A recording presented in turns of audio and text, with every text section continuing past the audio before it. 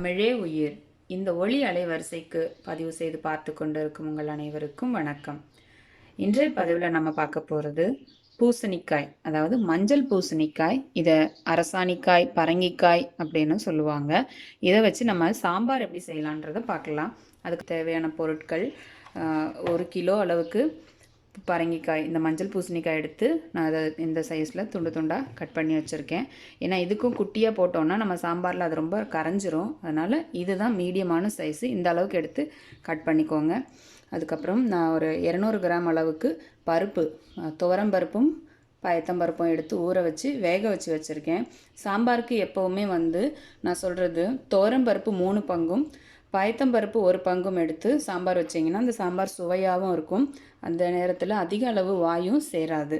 அதுக்காக நான் எடுத்துருக்கிறது 200 கிராம் அளவுக்கு பருப்பு எடுத்து ஊற வச்சு வேக வச்சு வச்சுருக்கேன். புளி எடுத்திருக்கேன், ஒரு எலுமிச்சம்பழம், பெரிய எலுமிச்சம் சைஸுக்கு நீங்கள் எடுத்து அதை ஊற வச்சுக்கோங்க. நான் ஊற வச்சு அதோடைய கரைசல் வச்சுருக்கேன். சாம்பாருக்காக எடுத்துருக்கிறது நான் சாம்பார் வெங்காயம், அதாவது சின்ன வெங்காயம், சிறிதளவு கருவேப்பிலை, ஒரு பெரிய அளவு தக்காளி எடுத்திருக்கேன். அதுக்கப்புறம் நம்ம எப்போதும் சேர்க்குற மஞ்சள் பொடி, அதுக்கப்புறம் குழம்பு மிளகாய் தூள், தேவையான அளவுக்கு உப்பு. அதை தாளிக்கிறதுக்கு நான் வீட்டில் செஞ்சுருக்கிற தேங்காய் எண்ணெய், அதை தாளிக்கிறதுக்கு கடுகு உளுந்து கலவை வச்சுருக்கேன். இதை வச்சு நம்ம எப்படி சாம்பார் செய்யலான்னு பார்க்கலாம். முதல்ல சட்டி வச்சுக்கோங்க, அதை சிம்மில் ஆன் பண்ணிக்கோங்க. சட்டி சூடானோடனே நம்ம எண்ணெய் விட்டுடலாம். சட்டி காஞ்சது, ஒரு 2 ஸ்பூன் அளவுக்கு எண்ணெய் விட்டுக்கோங்க. சாம்பார் அப்படிங்கிறதுனால கொஞ்சம் கம்மியாக இருந்தால் பரவாயில்ல. 2 ஸ்பூன் அளவுக்கு எண்ணெய் விட்டுருக்கேன். எண்ணெய் காஞ்சிருச்சு, கடுகு சேர்த்துடலாம். 1 ஸ்பூன் கடுகு. கடுகு வெடிக்குது. அதோட நம்ம பெருங்காயம் சேர்த்துக்கலாம், ஒரு 1/4 ஸ்பூன் அளவு. பொரிஞ்சிருச்சு. சின்ன வெங்காயம், கருவேப்பிலை கலவை வச்சுருக்கோம், அந்த நறுக்கி வச்சது, அதையும் சேர்த்துடலாம்.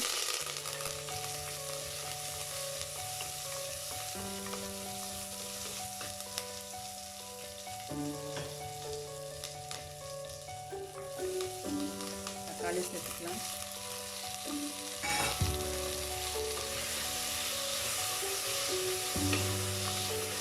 ஒரு நிமிஷம் வதங்கட்டும். வெங்காயம் தக்காளி வதங்கிடுச்சு. இந்த நேரத்தில் நம்ம காய் சேர்த்துடலாம்.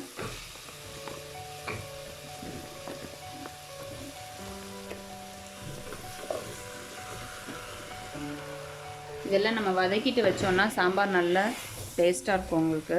அதுக்காக தான் ரொம்ப நேரம் இல்லை, ஒரு 2 நிமிஷம் அப்படி வதக்கினா போதும்.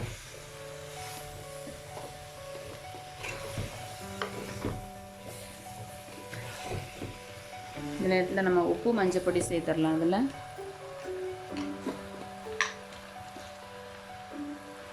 ஒரு ஸ்பூன் மஞ்சள் பொடி,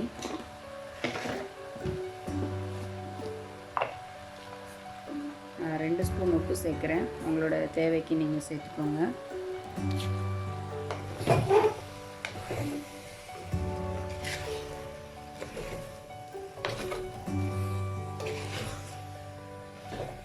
இதில் 1 நிமிஷம் மூடி வைக்கலாம்.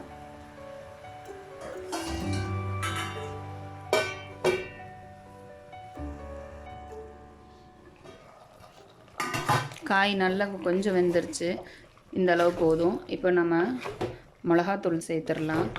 சாம்பார் பொடிங்கிற குழம்பு மிளகாத்தூள் நான் 4 ஸ்பூன் சேர்க்குறேன். உங்களுடைய காரத்துக்கு ஏற்ற மாதிரி கூட்டிக்கலாம், குறைச்சிக்கலாம்.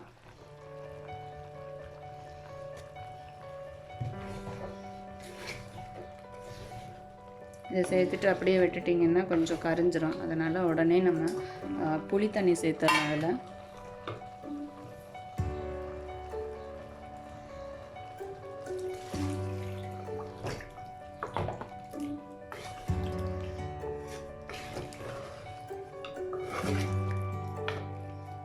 புளி தண்ணி சேர்த்துருக்கோம். இது ஒரு நிமிஷம் வேகட்டும். அதுக்கப்புறமா நம்ம பருப்பு சேர்த்துடலாம். புளி சேர்த்தோம், ஒரு நிமிஷம் ஆகுது, கொதிக்க ஆரம்பிக்குது. இந்த நேரத்தில் நம்ம வச்சுருக்கிற பருப்பு சேர்த்துடலாம்.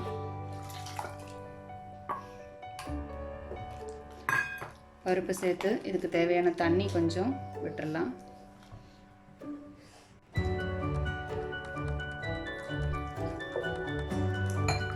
சட்டி ஃபுல்லாக வந்துருச்சு. தேவையான தண்ணி, உப்பு, புளி, மிளகாய் எல்லாம் சேர்த்தாச்சு. இப்போ இந்த நேரத்தில் உங்களுக்கு சுவை வேணும்னா சரி பார்த்துக்கோங்க. உப்பு வேணும்னா அதில் சேர்த்துக்கலாம். இதில் எல்லாமே சரியாக இருக்குது. இப்போ அதை நான் மூடி வச்சிடுறேன். நல்லா கொதிக்கட்டும். கொதித்த உடனே நம்ம இறக்கிடலாம். சாம்பார் நல்லா கொதிச்சிருச்சு. இது கொதிச்சது போதும். இதில் வந்து நம்ம கொத்தமல்லி தழைகளை தூவி இறக்கிடலாம், நிறுத்திடலாம். கடைசியாக கொத்தமல்லி தழைகளை தூவி நம்ம முடிச்சிடலாம். இப்போ இதே மாதிரி சுவையான பரங்கிக்காய் மஞ்சள் பூசணிக்காய் சாம்பார் நீங்களும் செஞ்சு பாருங்கள். மண் சட்டியில் சமைச்சு ஆரோக்கியமான வாழ்வை வாழுங்க. வாழ்க வளமுடன். ஆரோக்கிய வாழ்வே அளவற்ற செல்வம்.